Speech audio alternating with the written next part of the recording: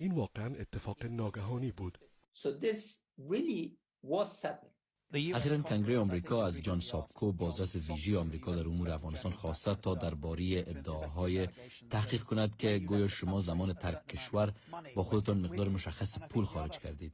فکر می‌کنم سوال دیگری که خیلی از افغان‌ها می‌خواهند درباره‌اش بشنوند این است که چرا شما افغانستان را به آن شکل ترک کردید. من می‌خواستم بگویم که برای شما هم شخصاً احتمالاً خیلی سخت بوده که در آن مرحله افغانستان را ترک کنید. البته سخت‌ترین اتفاق ممکن بود. به همین دلیل در 100 روز گذشته من تنها بودم و در حال نوشتن و اتفاقات گذشته فکر میکردم. وضع نمیتوانست از این سخت‌تر باشد. مجبور بودم خود را قربانی کنم تا کابل را نجات بدهم و خودم را در معرض شرایط قرار بدهم که واقعیت داشت. یک کودتای خشن، نه یک توافق سیاسی یا یک روند سیاسی که مردم در آن مشارکت داشته باشند.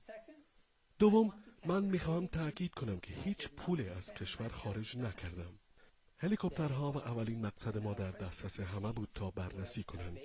من نه تنها از تحقیق در این باره توسط آقای سابکو استقبال میکنم، بلکه میخواهم یک تحقیق دیگر هم انجام شود. به محض اینکه این ادعاها مطرح شد، پیشنهاد کردم که تحقیقاتی در این باره توسط سازمان ملل یا یک نهاد بازرسی کننده دیگر انجام شود.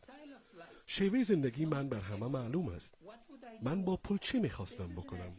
این اتهام‌هایی است که